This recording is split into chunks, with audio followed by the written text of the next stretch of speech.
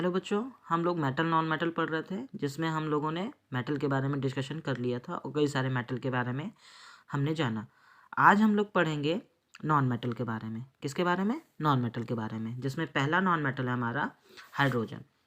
तो सबसे पहले बात यह आती है कि हाइड्रोजन की डिस्कवरी किसने की थी। तो हाइड्रोजन की जो डिस्कवरी की थी वो हेनरी कैवेंडिश ने की थी।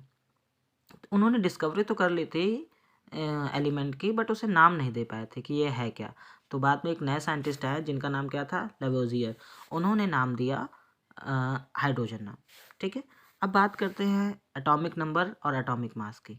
तो एटॉमिक नंबर और एटॉमिक मास की बात करें तो हाइड्रोजन का जो एटॉमिक नंबर होता है वो 1 होता है और एटॉमिक मास भी कितना होता है? 1। देखो ऐसे लिखा जाता है 1H1।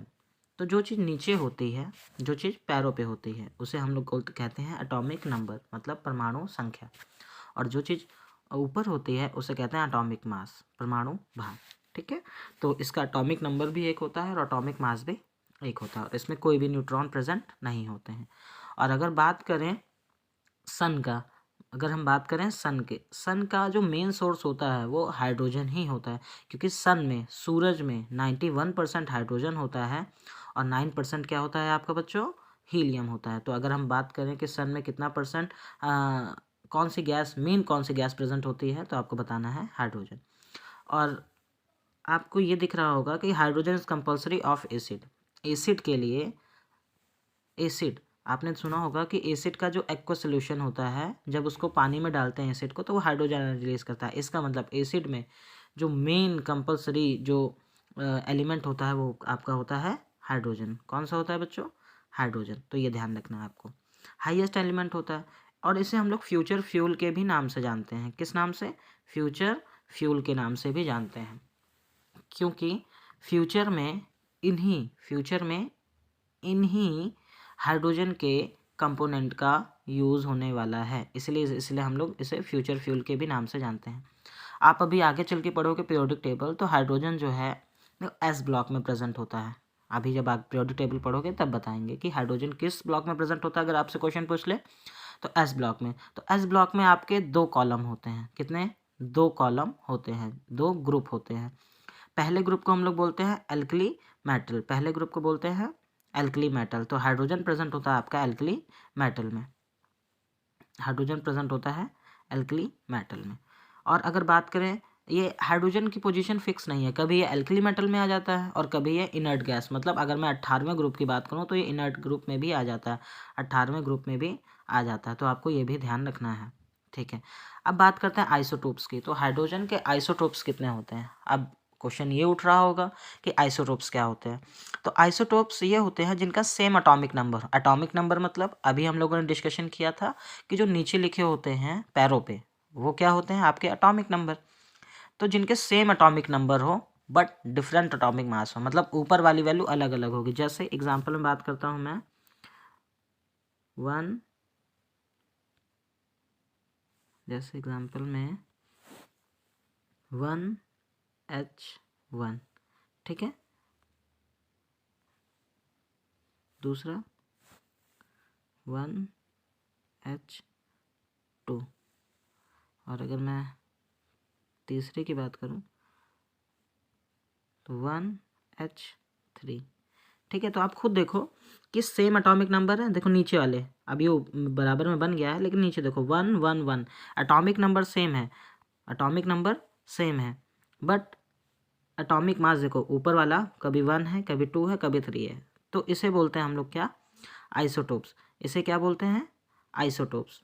जिसका सेम एटॉमिक नंबर हो बट डिफरेंट एटॉमिक मास हो तो उसे आइसोटोप्स बोलते हैं। तो हाइड्रोजन के 3 आइसोटोप्स होते हैं, एक 1H1, एक 1H2, एक 1H3। ये क्या लिखा हुआ है? 1H1, 1H1, 1H2, 1H3। तो देखो सेम एटॉमिक नंबर है बट डिफरेंट एटॉमिक मास है। अगर आपका एटॉमिक नंबर सेम हो और एटॉमिक मास डिफरेंट हो तो उसे बोलते हैं आइसोटोप्स। तो हाइड्रोजन के कितने आइसोटोप्स होते हैं? 3 आइसोटोप्स होते हैं। 1H1 का नाम होता है प्रोटियम, 1H1 का नाम होता है बेटा प्रोटियम, 1H2 का नाम होता है ड्यूटेरियम और 1H3 का नाम होता है ट्राइटियम। तो आपको एटलीस्ट हाइड्रोजन के 3 आइसोटोप्स तो आपको लर्न ही रखने हैं, ठीक है बच्चों। उसके बाद when potassium react with air,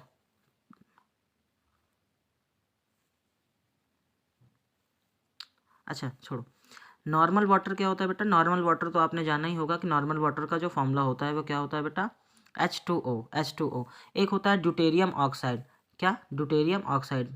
one deuterium react with oxygen, मतलब एयर में जो ऑक्सीजन प्रेजेंट होती है अगर उसके साथ रिएक्ट करे कौन? ड्यूटेरियम, तो क्या बनाएगा? D2O, जिसे हम लोग हैवी वाटर कहते हैं। क्या कहते हैं? Heavy water. तो आपसे ये क्वेश्चन पूछेगा कि हैवी वाटर का फॉर्मूला क्या होता है? जैसे नॉर्मल वाटर होता है तो नॉर्मल वाटर का फॉर्मूला होता है H2O, इस तरह हैवी वाटर होता है, हैवी वाटर का फॉर्मूला क्या होता है आपका?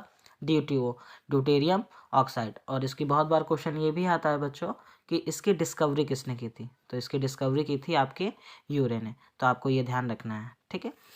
अब बात करते हैं मॉलिकुलर वेट की, आखिर मॉलिकुलर वेट कैसे निकालेंगे, ठीक है। तो बात करते हैं जैसे नॉर्मल वाटर की, नॉर्मल वाटर क्या होता है बेटा? नॉर्मल वाटर क्या होता है बेटा? H2O, ठीक है, ये नॉर्मल वाटर हो गया आपका।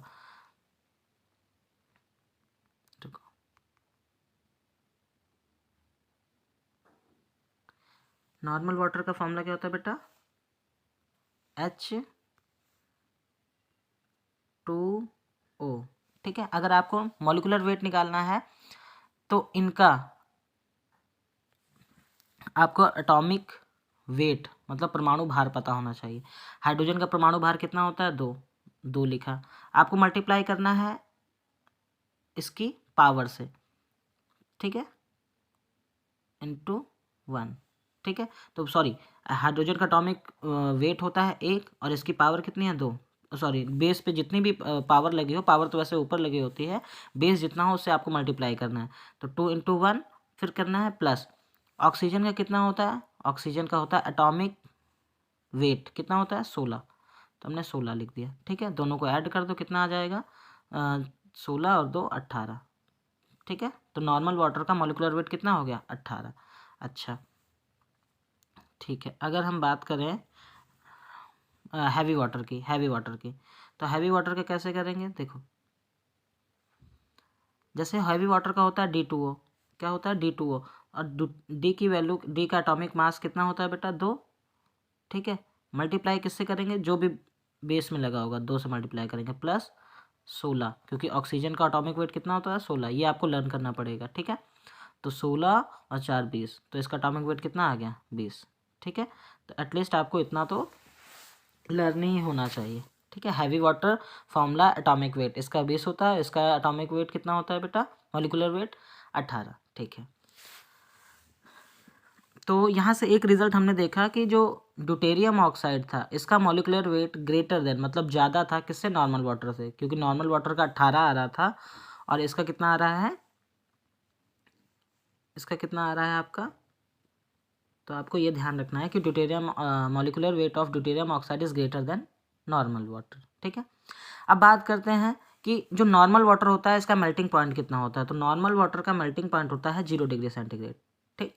और बट हैवी वाटर का थोड़ा सा ज़्यादा होता है, ये 0 डिग्री सेंटीग्रेड पर मेल्ट नहीं करता, थोड़ा सा इसको और टेम्परेचर चाहिए। तो हैवी वाटर का जो मेल्टिंग पॉइंट होता है वो 3.8 डिग्री सेंटीग्रेड होता है, ठीक। अब बात करते हैं बॉइलिंग पॉइंट की। आखिर हैवी वाटर नॉर्मल वाटर से क्यों डिफरेंट है? कुछ ना कुछ तो अलग होगा। तो बॉइलिंग पॉइंट की बात करें तो नॉर्मल वाटर का जो बॉइलिंग पॉइंट होता है वो 100 डिग्री सेंटीग्रेड होता है, और जो हैवी वाटर होता है उसका बॉइलिंग पॉइंट जो होता है 101 डिग्री सेंटीग्रेड होता है, ठीक है। आपको ये ध्यान रखना है, ठीक है बच्चों, ओके।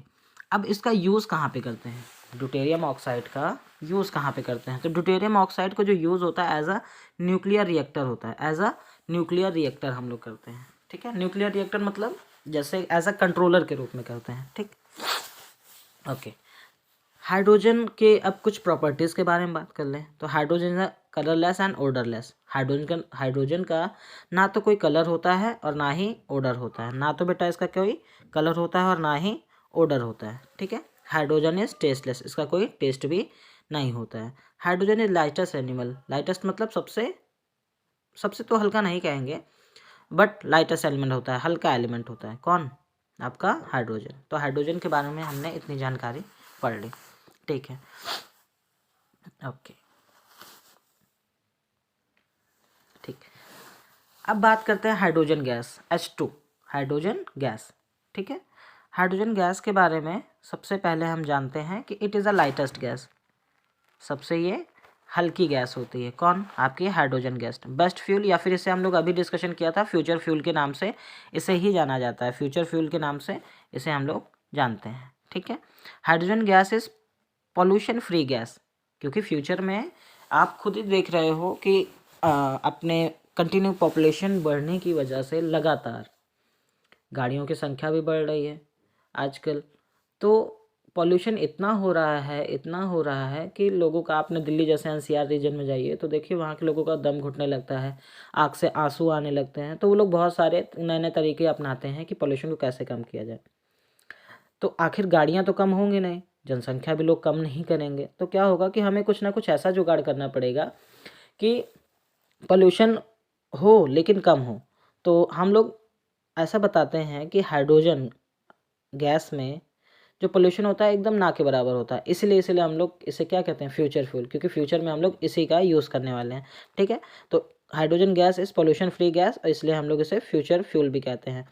और क्योंकि इसकी कैलोरीफिक वैल्यू देखो कितनी होती है, 150 kg पर ग्राम, ठीक है बेटा, इतना ग्राम निकलता है, 150 kg पर ग्राम इसकी कैलोरीफिक वैल्यू होती है, ठीक। मोर कैलोरीफिक वैल्यू, इसकी कैलोरीफिक वैल्यू ज़्यादा होती है, इसीलिए इसमें पोल्यूशन कम होता है। जिसकी जितनी ज़्यादा कैलोरीफिक वैल्यू होगी उसकी पोल्यूशन करने की कैपेबिलिटी उतनी ही कम होगी, ठीक है। अब देखिए कैलोरीफिक वैल्यू क्या होता है, the energy contain in fuel determined by measuring the heat produce by the complete combustion. Complete combustion के लिए कितना फ्यूल लग रहा है उसे ही हम लोग क्या बोलते हैं, कैलोरीफिक वैल्यू, ओके। तो अब हम लोग बात करते हैं सेकंड बात करते हैं हम लोग वाटर की, H2O। आखिर ये भी तो हाइड्रोजन का ही कंपोनेंट है, आखिर ये भी तो हाइड्रोजन का ही क्या है, कंपोनेंट है। कौन? H2O। तो सबसे पहला क्वेश्चन आपसे यही पूछेगा कि H2O जैसे हम लोग वाटर कहते हैं, वाटर किस नेचर में प्रेजेंट होता है, तो वाटर आपका एम्फोटेरिक नेचर में प्रेजेंट होता है। किस नेचर में प्रेजेंट होता है? एम्फोटेरिक नेचर, मतलब उभयधर्मी। एम्फोटेरिक नेचर मतलब उभयधर्मी। अब ये उभयधर्मी क्या होता है? उभयधर्मी का मतलब ये एसिडिक के साथ साथ बेसिक नेचर की तरह भी बिहेव करता है, एसिडिक के साथ साथ बेसिक नेचर की तरह भी बिहेव करता है। कौन? आपका वाटर ना तो एसिडिक नेचर होता है ना तो बेसिक नेचर होता है, इसीलिए इसकी पीएच वैल्यू जो होती है 6.5 to 8.5 के बीच में वेरी करती है। कौन? आपके वाटर की पीएच वैल्यू, ठीक है। वाटर जो होता है ये तीनों स्टेट में प्रेजेंट होता है आपका, सॉलिड, लिक्विड और गैस। किस स्टेट में प्रेजेंट होता है बेटा? सॉलिड, लिक्विड और गैस। कौन प्रेजेंट होता है आपका? वाटर किस किस स्टेट में प्रेजेंट होता है? सॉलिड, लिक्विड और गैस, ओके। तो अगर आपसे कोई क्वेश्चन पूछे वाटर किस नेचर में होता है तो आपको बताना है एम्फोटेरिक नेचर। एम्फोटेरिक नेचर मतलब वो उभयधर्मी होता है। उभयधर्मी का कहने का मतलब है कि उसमें एसिडिक नेचर के साथ साथ बेसिक नेचर भी होता है, इसलिए इसकी पीएच वैल्यू जो होती है 6.5 to 8.5 रखी जाती है, ठीक है। चलो आगे बात करते हैं हम लोग। आपने पढ़ा होगा, हाँ अभी हमने बताया कि ये तीनों स्टेट में प्रेजेंट होता है, ये तीनों स्टेट में प्रेजेंट होता है, मतलब ये सॉलिड में स्टेट में भी, लिक्विड स्टेट में भी और आपका गैसियस स्टेट में भी प्रेजेंट रहता है, ठीक। तो हमने क्या क्या पढ़ा? पहले हाइड्रोजन गैस के बारे में पढ़ा, दूसरा H2O, हाइड्रोजन का दूसरा कंपोनेंट हमने क्या पढ़ा? वाटर। अब बात करते हैं H2O2 मतलब हाइड्रोजन परऑक्साइड। हाइड्रोजन परऑक्साइड इसकी डिस्कवरी किसने की थी? JL थैनर्ड ने की थी। किसने की थी बेटा? हाइड्रोजन परऑक्साइड की डिस्कवरी किसने की थी? JL थैनर्ड ने की थी। प्रोसेस, ये किस प्रोसेस से बनाया जाता है आपका हाइड्रोजन परऑक्साइड? किस प्रोसेस से बनाया जाता है? तो बहुत बार ये भी क्वेश्चन आता है कि हाइड्रोजन परऑक्साइड को आप किस प्रोसेस से बनाते हो, तो हाइड्रोजन परऑक्साइड को आप मार्क्स प्रोसेस से बनाते हैं। हिंदी में भी यही है, इंग्लिश में भी यही है।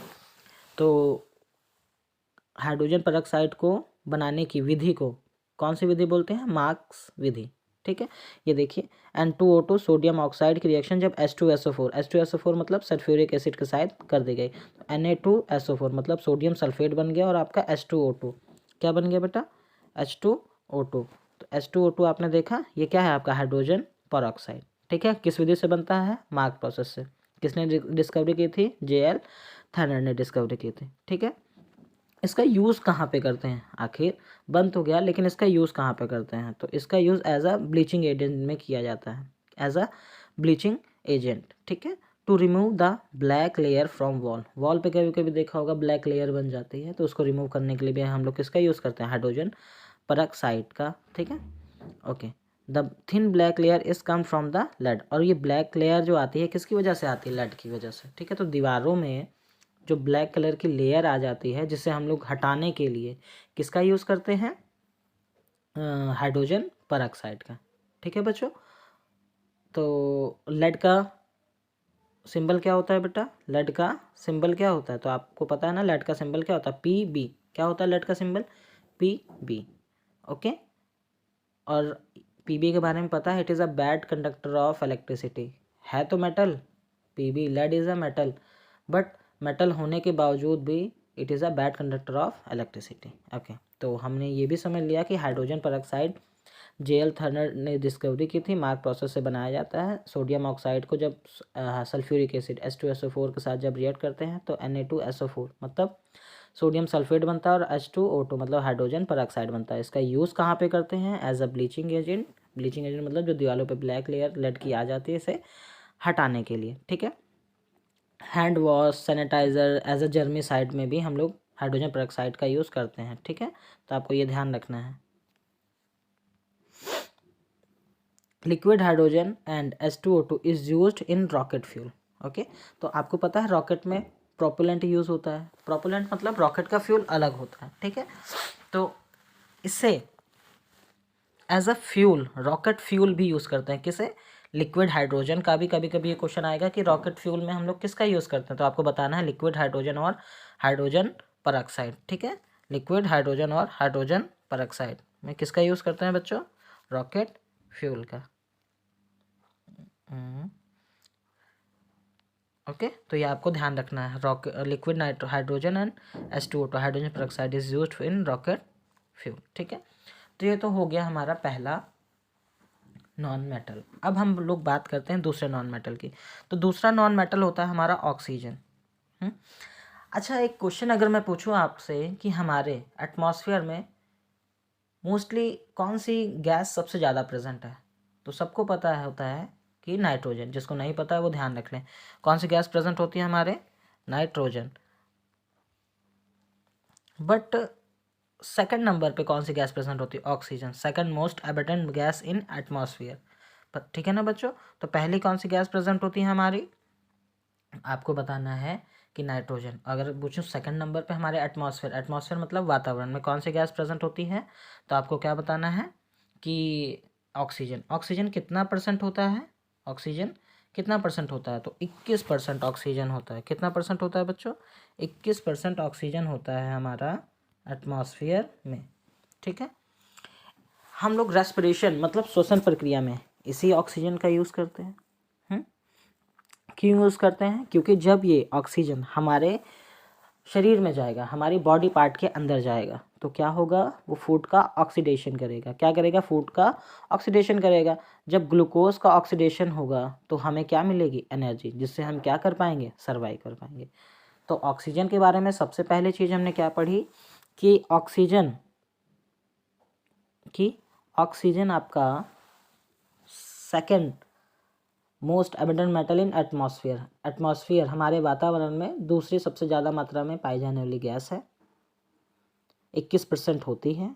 श्वसन में इसका यूज़ होता है। क्यों यूज़ करते हैं, ताकि हम ऑक्सीजन से जो खाए हुए फूड का ब्रेक डाउन कर पाएँ और इससे हमें क्या मिल जाए, एनर्जी। क्या मिल जाए, एनर्जी। जैसे अभी हम लोगों ने बात की थी हाइड्रोजन की डिस्कवरी किसने की थी, कैवेंडिश ने, बट नाम किसने दिया था, लेवोजियर ने। इसी तरह अब बात करते हैं हम लोग उसकी ऑक्सीजन की। तो ऑक्सीजन की जो डिस्कवरी की थी वो की थी प्रिस्टले ने। किसने की थी? प्रिस्टले ने। ठीक है, जैसे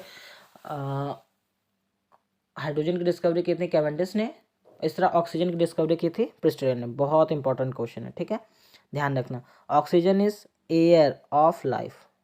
ऑक्सीजन, एयर में जो ऑक्सीजन होती है ये हमारी लाइफ के लिए पता है ना कितनी इंपॉर्टेंट होती है।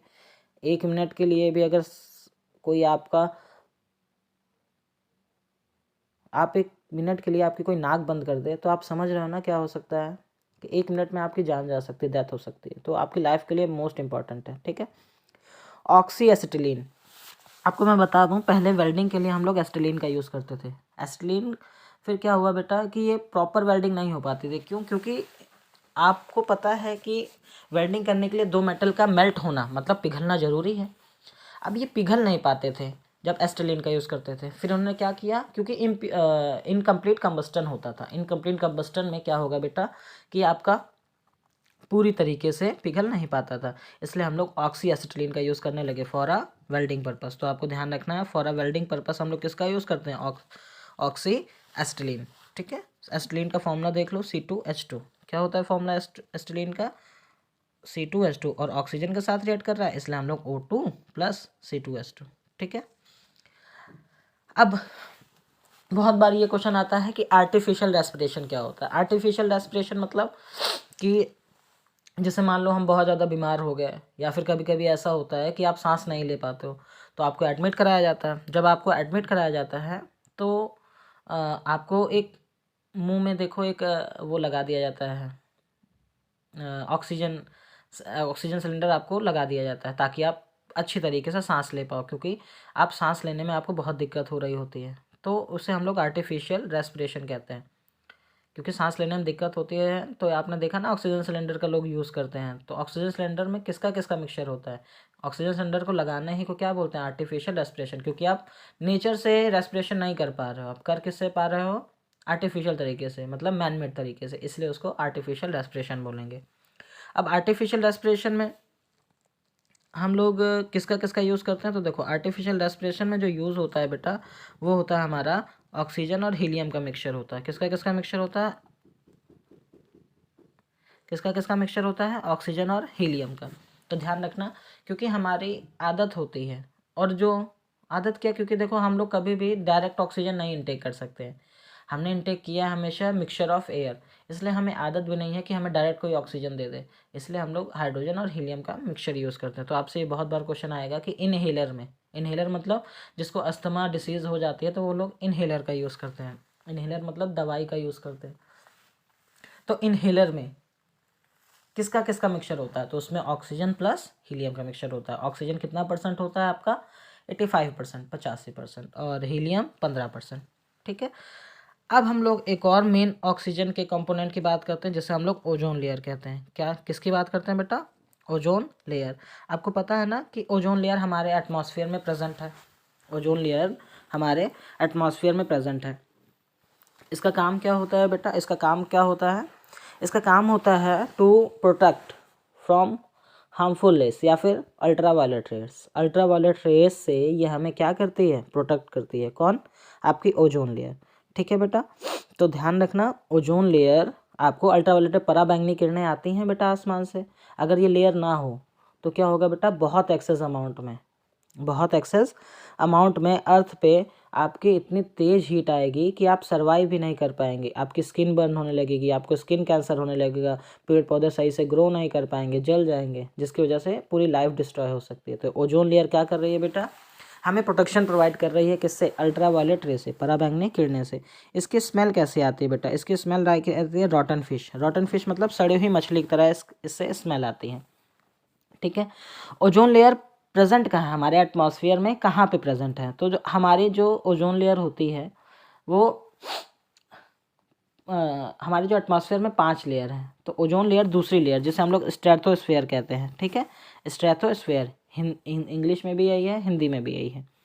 तो स्ट्रेटोस्फेयर में ओजोन लेयर प्रेजेंट होती है। तो अगर आपसे कोई क्वेश्चन पूछ ले कि ओजोन लेयर कहाँ प्रेजेंट होती है, तो आपको क्या बताना है कि स्ट्रेटोस्फेयर में प्रेजेंट होती है। ठीक है, इसको मेजर कैसे करते हैं? जैसे लंबाई को मेज़र करते हैं किस में? मीटर में। आपने वेट को किस में मेज़र किया, किलोग्राम में। इसी तरह इसकी थिकनेस होती है, ओजोन लेयर की कुछ ना कुछ थिकनेस होती है, तो उसको जो है डबसन में मेज़र किया जाता है। किस में मेज़र किया जाता है, डबसन में। ठीक है, ओजोन लेयर को किस में मेज़र किया, DUBSUN, डबसन। ठीक है, प्रोटेक्ट किससे करती है, अल्ट्रावायलेट रेज से। किससे प्रोटेक्ट करती है, UV रेज से। थिकनेस किस में मेज़र करते हैं, डबसन में। कहाँ प्रेजेंट होता है हमारा, स्ट्रेटोस्फेयर लेयर में। रॉटन फिश लाइक की इसकी स्मेल होती है। किस कैलोट्रॉप से, आपका ऑक्सीजन कैलोट्रॉप है। ओके, ठीक है। अगर ये हमारी अर्थ पे आ गई तो क्या हो सकता है, हमारी स्किन बर्न हो सकती है, स्किन कैंसर हो सकता है, और बहुत सारी डिसीज़ हो सकती हैं। तो ओजोन लेयर को बैन भी कर दिया गया है, आपको बता दूं मैं, तो ओजोन लेयर को बैन भी कर दिया गया है। क्यों, क्योंकि वो सॉरी ओजोन लेयर को नहीं, ओजोन लेयर डैमेज हो रही थी। एक हम लोग पहले फ्रिज में यूज़ करते थे, गैस का नाम है क्लोरोफ्लोरोकार्बन। क्लोरोफ्लोरोकार्बन जिसे हम लोग CFC कहते हैं। तो क्लोरोफ्लोरोकार्बन पहले किस में यूज़ होता था, AC गैस या फिर फ्रिज गैस में जो यूज़ होते था। इसको लोग बहुत ज़्यादा यूज़ करने लगे अभी रिसेंटली, तो क्या होने लगा कि ओजोन लेयर में होल होने लगा। तो इस गैस को बैन भी किया गया, इस गैस को बैन भी किया गया। ठीक है, किस गैस को, CFC। ओके, क्या कर रही थी, ओजोन लेयर को डैमेज कर रहे थे। ठीक, फिर हम लोग यूज़ किसका करने लगे, लिक्विफाइड नाइट्रोजन का। किसका यूज़ करने लगे, लिक्विफाइड नाइट्रोजन का। इसको बैन कर दी, एक सेकेंड, इसको बैन कर दी गई है। यूज़ किसको करने लगे हैं, लिक्विफाइड नाइट्रोजन को अब हम लोग यूज़ करने लगे हैं। ठीक है, इसमें कौन सी गैस होती है, इसमें होती है आपका HFC, हाइड्रोफ्लोरोकार्बन। ठीक है, CFC को बैन किया गया है। रीजन क्या होता है कि ये ओजोन लेयर को डैमेज कर रही है। ठीक है, CFC का ही पहले हम लोग क्या बोलते थे, फ्रियॉन गैस, और यही AC गैस के भी नाम से जानी जाती थी। तो ध्यान रखना है आपको, CFC या फिर फ्रियॉन गैस का है तो आपको मतलब वही समझ में आ जाना चाहिए। ठीक है, कि इसे बैन कर दिया गया है। अब हम लोग यूज़ किसका कर रहे हैं बेटा, फ्रिज व्रिज में। फिर अगर CFC हटा गई है तो लिक्विड नाइट्रोजन का यूज़ करने लगे हैं। ठीक है, जैसे हम लोग HFC, हाइड्रोफ्लोरोकार्बन भी कहते हैं। और ड्राई आइस, ड्राई आइस किस ड्राई आइस में क्या होता है बेटा, सॉलिड CO2। आपको ध्यान रखना है बेटा, मोस्ट इंपॉर्टेंट है कि ड्राई आइस में क्या प्रेजेंट होता है, कौन सी गैस प्रेजेंट होती है, सॉलिड CO2।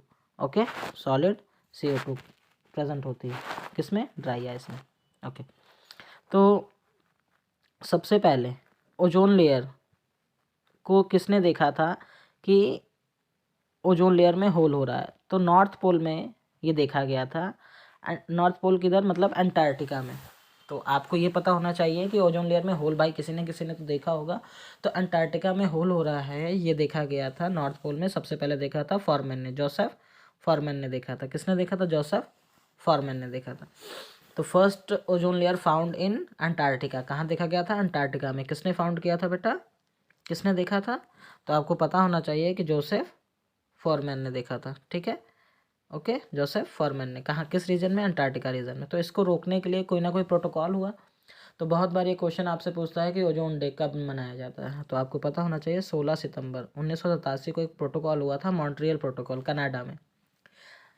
ठीक है, ये पहला ऐसा प्रोटोकॉल था जो काफ़ी हद तक सक्सेसफुल भी रहा था। सक्सेसफुल मतलब इस पर कई सारे देशों ने सहमति जताई थी कि हाँ ये सही है।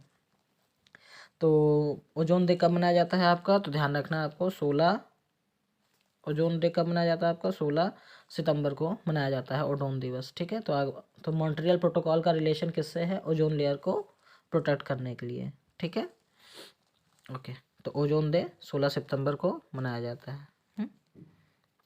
ठीक है, इसी तरह ग्रीन हाउस गैस को भी रोकने के लिए, ग्रीन हाउस गैस को भी रोकने के लिए एक प्रोटोकॉल चलाया गया था जिसे हम लोग क्योटो प्रोटोकॉल कहते हैं। क्या, क्योटो प्रोटोकॉल। जिस तरह ये मॉन्ट्रियल प्रोटोकॉल था ओजोन लेयर को प्रोटेक्ट करने के लिए, इसी तरह ग्रीन हाउस गैस के लिए भी एक प्रोटोकॉल चलाया गया था जिसे हम लोग क्योटो प्रोटोकॉल कहते हैं। ठीक है, तो इसमें कौन कौन सी गैस होती है, इसमें कौन कौन सी गैस होती है ग्रीन हाउस गैस में, तो आपको ये ध्यान रखना है। ग्रीन हाउस गैस में होती है आपकी ozone, methane, nitrous oxide, chlorofluorocarbon, carbon dioxide और वाटर वेपर। यहाँ पेपर लिखा हुआ है, पेपर ना ध्यान देके आपको क्या लिखना है, वाटर वेपर। ठीक है,